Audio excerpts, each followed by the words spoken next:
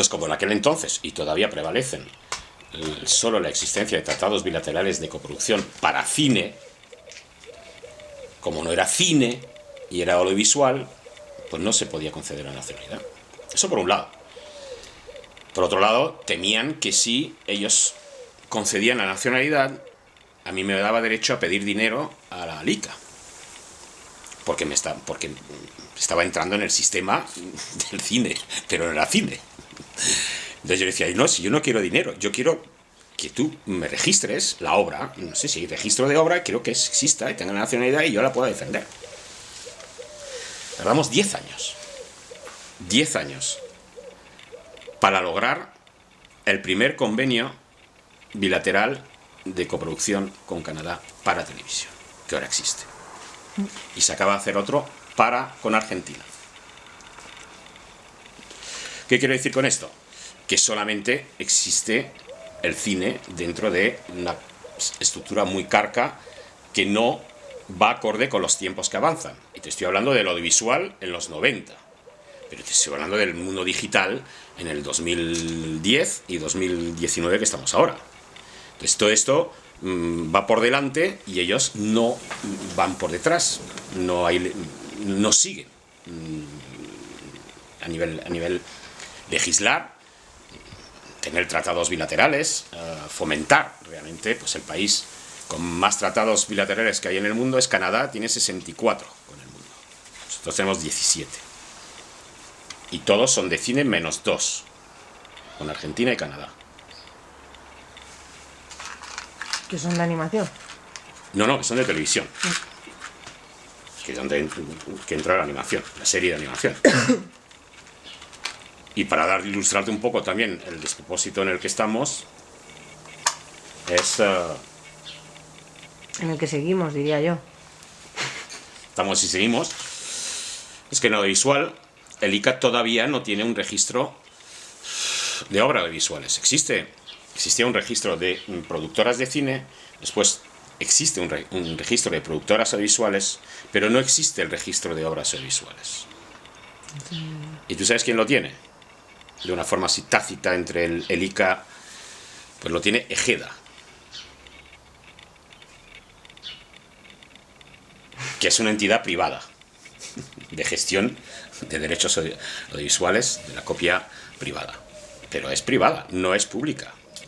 Y entonces, como ellos registran para todos sus socios todas las obras existentes para cobrar la copia privada, pues el mejor registro son ellos, en vez del ICA, que no tiene, y que vuelca en que te vayas ahí a Ejeda. Otra cosa surrealista. Bueno, te puedes ir a la Biblioteca Nacional y hacer un depósito legal. No sé si la Biblioteca Nacional, pero ¿de qué tipo de registro estás hablando? De cualquiera. ¿De propiedad intelectual? No. No, la Biblioteca Nacional está la propiedad intelectual. No, es un depósito legal, que yo sepa. Y entonces ellos tienen que tener una copia por ley.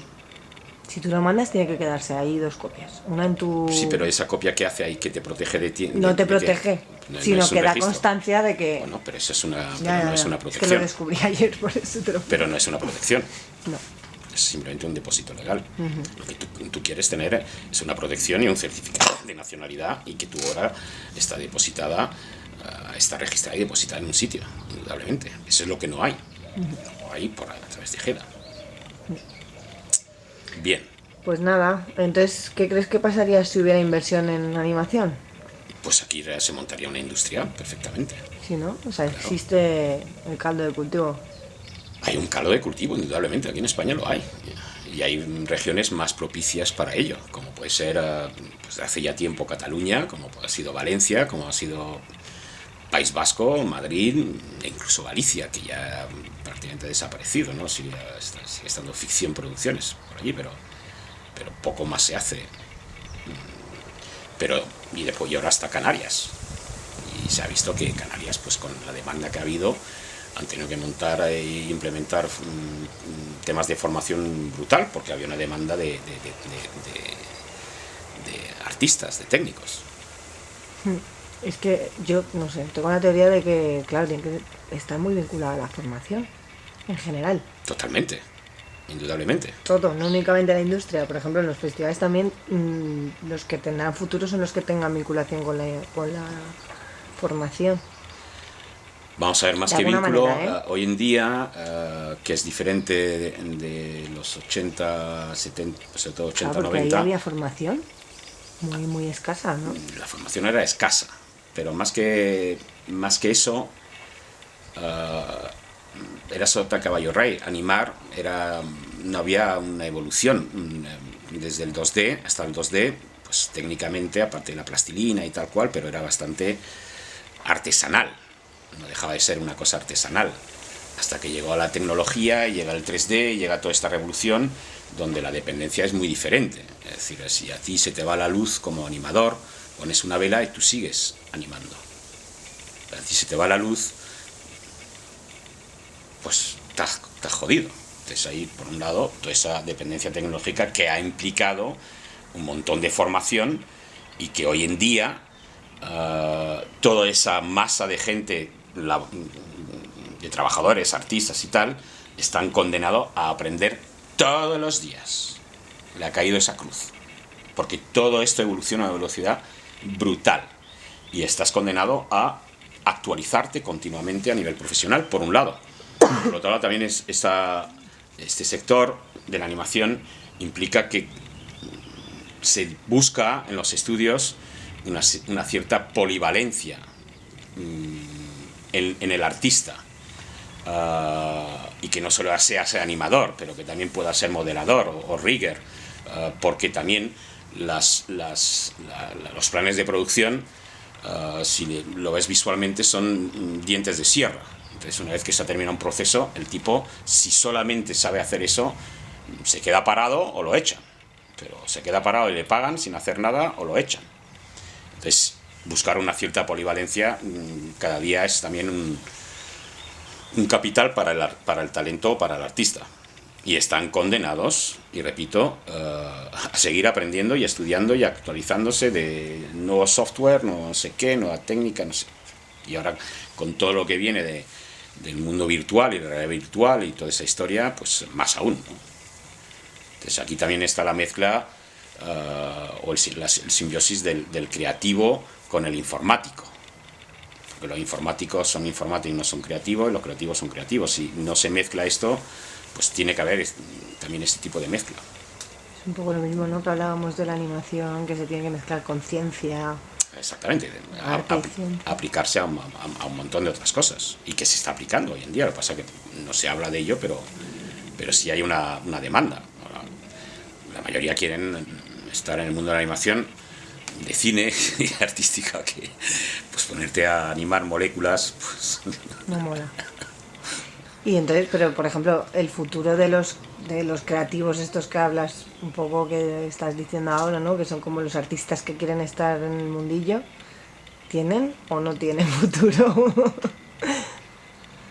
aquí en estos últimos años sí ha habido una cierta demanda de varias estructuras, ¿no? Y de hecho, a mí ya me pasaba cuando producíamos en el 2003, 2004, 2005, 2006. Si éramos 2 o 3 películas a la vez produciendo en España, no había talento suficiente aquí. Y de hecho, cuando en el 2008, 2009, si alguien quería hacer una película 2D aquí en España, ya no había animadores 2D buenos. Porque se habían ido fuera. Porque se habían ido fuera o se habían reciclado en el 3D. O se habían ido al mundo del videojuego, que es otro sector también de la animación brutal. Que ese va por otro lado, pero ese ha superado la música y ha superado en facturación al propio cine. Y eso es otro mundo que ahí también hay una cancha brutal. Entonces, porque también en estos 15 años se dejó de hacer animación 2D directamente. En estos 15 años muy pocas películas 2D se han hecho, y volcando todo hacia el 3D. Entonces o se iban o estaban pillados por la gente que están aquí en Las Rozas, los de tienen la universidad, están los de la UTAD, Ilion, los de Ilion, están los otros que también han drenado mucha gente, que son los de Tadeo Jones, la Lightbox. Y los gallegos también, que han estado con otro largo, en fin. Para mí se necesitan más proyectos y más financiación, y aquí hay un tejido. Y si no, la gente se va. Porque también en este sector, sobre todo en animación y en algunos otros puestos, lo pobre es que son mercenarios, que van saltando de proyecto en proyecto, estén donde estén y donde mejor le paguen y donde mejor le molestar, pero no deja de ser un trabajo de mercenarios. Totalmente. Pero ahí, bueno, no sé. Es que veo un montón de arte por ahí, pero me da rabia porque luego se queda ahí. Bueno, una cosa también es todo ese arte, el abono para poder generar ese arte a nivel producción, financiación, y después también saber venderlo. Y el mercado internacional, que yo lo conozco, se ha ido encrudeciendo cada vez más y haciéndose cada vez más competitivo y sobre todo menos lucrativo que antes. Es decir, si antes en los 90 tú vendías a una cadena ZDF en Alemania, pues era un montón de dinero, la licencia. Ahora, para hacer ese montón de dinero, eso lo tienes que vender a 10, y más o menos en un ciclo de 5 o 7 años, si tienes suerte en los tiempos que le estás dando la licencia. Entonces es mucho más ruido y menos nueces que antes. Y es así. Bueno, ya para acabar, el patrimonio, o sea, ¿lo consideras un patrimonio cultural inmaterial, la animación? Aquí Yo lo considero, indudablemente, como puede ser no sé, porque el patrimonio de cine, y vuelvo a decir que la animación es cine, entonces es un patrimonio cinematográfico. Otra cosa es que simplemente los que estén detrás y el propio público lo valore y lo estime y lo considere. Pero hablas de las audiencias. Hablo de la propia audiencia, es decir, si tú le dices es un patrimonio, vale, muy bien. ¿Alguien va a ver el patrimonio? Yo le he puesto el sello de patrimonio, bien. ¿Alguien gira